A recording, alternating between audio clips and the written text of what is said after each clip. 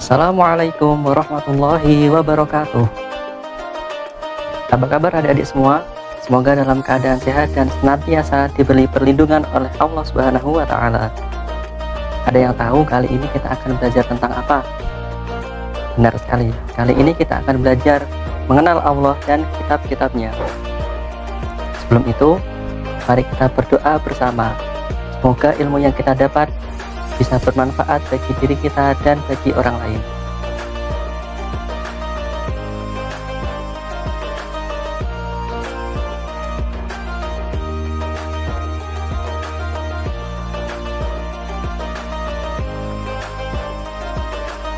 Seperti kata pepatah, tak kenal maka tak sayang.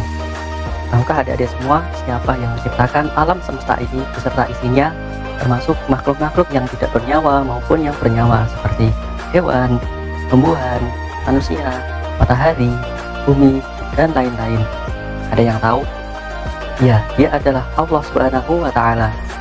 Ada yang sudah mengenal siapa itu Allah? Ya, dalam agama Islam, dia adalah Tuhan kita semua. Maukah kalian mengenal lebih jauh tentang Allah? Yuk kita belajar bersama-sama. Allah Subhanahu wa Ta'ala memiliki nama-nama yang indah. Ada yang tahu disebut apa? Ya, disebut Asmaul Husna. Pada kali ini kita akan belajar 4 Asmaul Husna. Yang pertama Al-Mumit, yang kedua Al-Hayyu, yang ketiga Al-Qayyum, dan yang keempat Al-Ahad. Setelah kita belajar Asmaul Husna, kita akan belajar tentang beriman kepada kitab-kitab Allah. Kita nanti contoh perilaku terpuji di hadapan Allah melalui Asmaul Husna dan cerminan dari beriman kepada kitab-kitab Allah. Yuk kita bahas satu persatu. Yang pertama Al-Mumit. Ada yang sudah tahu arti dari Al-Mumit itu apa? Ya, benar sekali. Artinya yaitu yang maha mematikan. Allah Subhanahu wa Ta'ala berkuasa atas segala kehidupan dan kematian makhluk yang ada di bumi ini. Dan semua makhluk di muka bumi ini pasti akan merasakan yang namanya mati. Allah Subhanahu wa Ta'ala berfirman, A'udzu billahi minasyaitonir rajim. Bismillahirrahmanirrahim. Kullu nafsin dha'iqatul maut. Yang artinya setiap yang bernyawa pasti akan merasakan kematian. Siapa yang tidak takut dengan kematian? Pasti semuanya takut dengan kematian. Namun ada bekal yang perlu dipersiapkan supaya kita tidak takut kematian. Bekalnya itu apa saja? Yang pertama, kita harus melaksanakan segala perintah Allah, beribadah seperti sholat, mengaji, membantu orang tua, dan lain sebagainya. Yang kedua, meninggalkan segala yang dilarang oleh Allah Subhanahu wa Ta'ala, seperti berbohong, membunuh, mencuri, dan lain-lain. Yang kedua yaitu Al-Hayyu, yang artinya yang maha hidup. Maksudnya Allah itu maha hidup, kekal abadi, tidak pernah merasakan kematian ataupun tidak akan merasakan yang namanya mati. Berbeda dengan makhluk yang bisa saja mati maupun sakit maupun rusak. Allah itu senantiasa hidup, tidak akan mengalami yang namanya mati seperti para makhluknya. Selain itu, Allah juga memberikan kehidupan, memberikan nyawa kepada setiap makhluk, memberikan kesehatan, serta memberikan kekuatan pada makhluk untuk senantiasa beraktivitas dan menjalankan kehidupannya. Yang ketiga yaitu Al-Qayyum. Ada yang tahu artinya apa? Benar sekali, Al-Qayyum artinya yang maha berdiri sendiri atau yang maha mandiri. Maksudnya apa sih? Maksudnya yaitu Allah itu tidak butuh bantuan siapapun. Dia itu berusaha sendiri, tidak memerlukan bantuan makhluk apapun, baik dalam mengatur segala kekuasaan maupun dalam menciptakan segala sesuatu. Allah di sini memberikan pelajaran kepada kita bahwa kita itu harus hidup mandiri, tidak selalu bergantung kepada orang lain. Misalnya adik-adik semua ini hidup mandiri di rumah dengan contoh merapikan pakaian sendiri, menyiapkan sarapan, bersih-bersih, mandi sendiri, dan lain sebagainya. Selanjutnya yang keempat yaitu Al-Ahad, artinya Allah Maha Esa. Maksudnya yang Maha Esa itu adalah Allah itu tunggal, satu-satunya Tuhan yang berhak disembah, yang berhak kita mintai pertolongan, yang berhak kita jadikan tempat bergantung. Allah itu tidak beranak maupun tidak diperanakan, serta tidak ada yang setara dengan dirinya. Sebagai umat Islam, harusnya kita senantiasa menyembah hanya pada satu Tuhan, yaitu Allah Subhanahu wa Ta'ala. Ayo, ada yang sudah hafal Quran surat Al-Ikhlas yang sering kita baca? Di situ terdapat firman Allah yang artinya, katakanlah bahwa Allah itu Maha Esa. Allah tempat bergantung.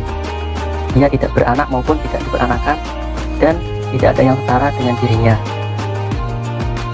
Selanjutnya kita akan belajar tentang perilaku terpuji di hadapan Allah melalui Asmaul Husna. Yang pertama tadi adalah Al-Mumit. Kita meyakini bahwa kematian itu pasti datang. Kita tidak dapat menghindar ataupun mencoba melarikan diri dari yang namanya kematian. Oleh karena itu, kita harus mempersiapkan kematian dengan sebaik-baiknya, supaya mendapatkan kematian yang husnul khotimah, atau kematian yang baik di hadapan Allah. Dengan cara apa? Dengan cara mempersiapkan bekal sebaik-baiknya. Yang pertama, dengan menjalankan perintah Allah sebaik-baiknya. Yang kedua, mengumpulkan pahala sebanyak-banyaknya dengan berbagai amalan ibadah. Yang ketiga, tidak melaksanakan apa yang dilarang oleh Allah. Kemudian yang kedua yaitu Al-Hayyu. Kita meyakini bahwa Allah itu yang memberikan kehidupan, memberikan rezeki, memberikan kesehatan, dan memelihara berbagai kehidupan makhluk yang ada di alam semesta ini.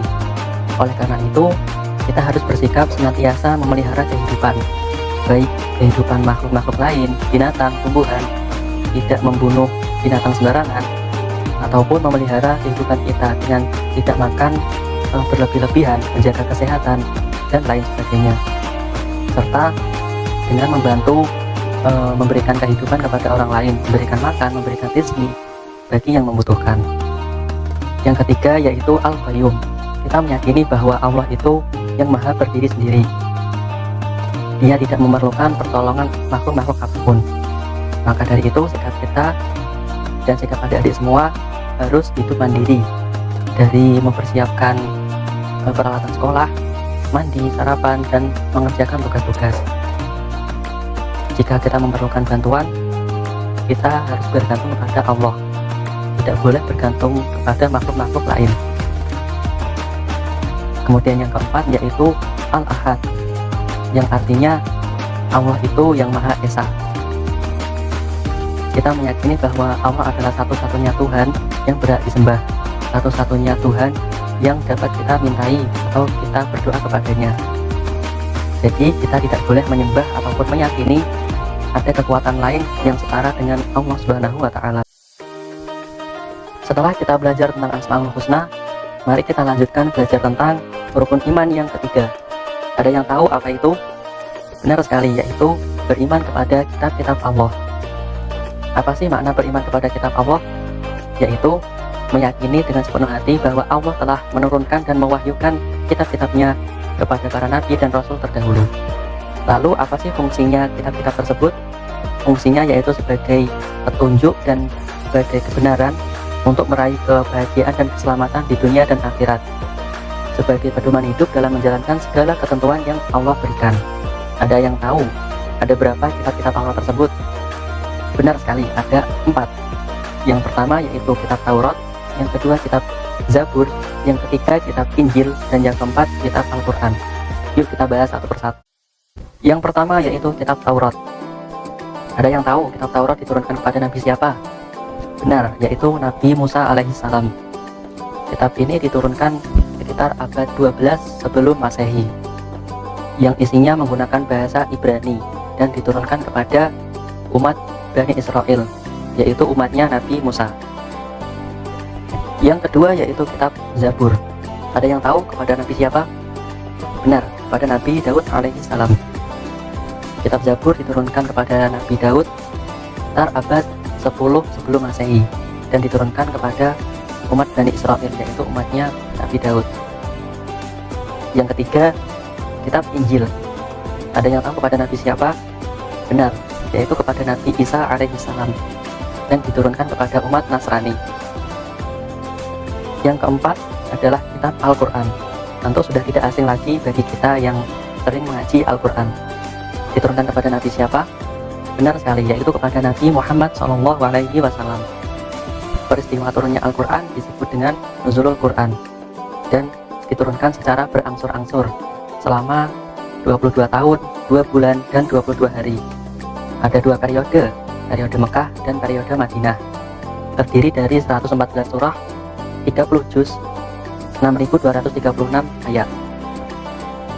Fungsi Al-Quran sebagai pedoman hidup umat Islam, pedoman hidup umat manusia, sebagai petunjuk kebenaran, sebagai pembeda antara yang hak dan yang batil, juga sebagai penyempurna ajaran-ajaran kitab terdahulu, dan juga sebagai rahmatan lil alamin.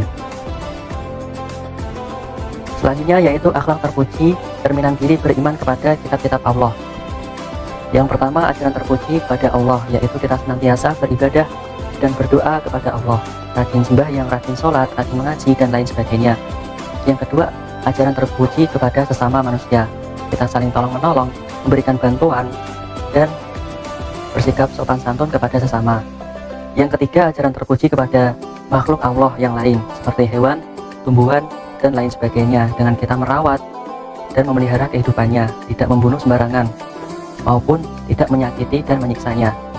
Dan yang terakhir yaitu ajaran terpuji kepada diri sendiri, dengan kita menjaga kesehatan kita, memelihara kebersihan, rajin belajar, membaca buku, dan lain sebagainya. Nah, itu tadi adalah materi tentang Asmaul Husna serta beriman kepada kitab Allah. Secara garis besar tadi kita telah membahas apa itu Asmaul Husna, kemudian membahas Al-Mumit, Al-Hayyu, Al-Qayyum, dan Al-Ahad, serta perilaku terpuji di hadapan Allah melalui Asmaul Husna tersebut. Dan selanjutnya kita membahas tentang rukun iman yang ketiga, yaitu beriman kepada kitab Allah, yaitu kitab Taurat, kitab Zabur, kitab Injil, dan Al-Quran, serta perilaku terpuji, cerminan diri beriman kepada kitab-kitab Allah. Baiklah, semoga ilmu yang kita pelajari dapat bermanfaat bagi diri kita maupun bagi orang lain. Kita akhiri dengan bacaan hamdalah bersama. Alhamdulillahirabbil alamin. Wassalamualaikum warahmatullahi wabarakatuh. Jangan lupa untuk mengerjakan tugas kelompok tadi dan mempresentasikan serta kelompok lain nanti menanggapi. Sampai jumpa.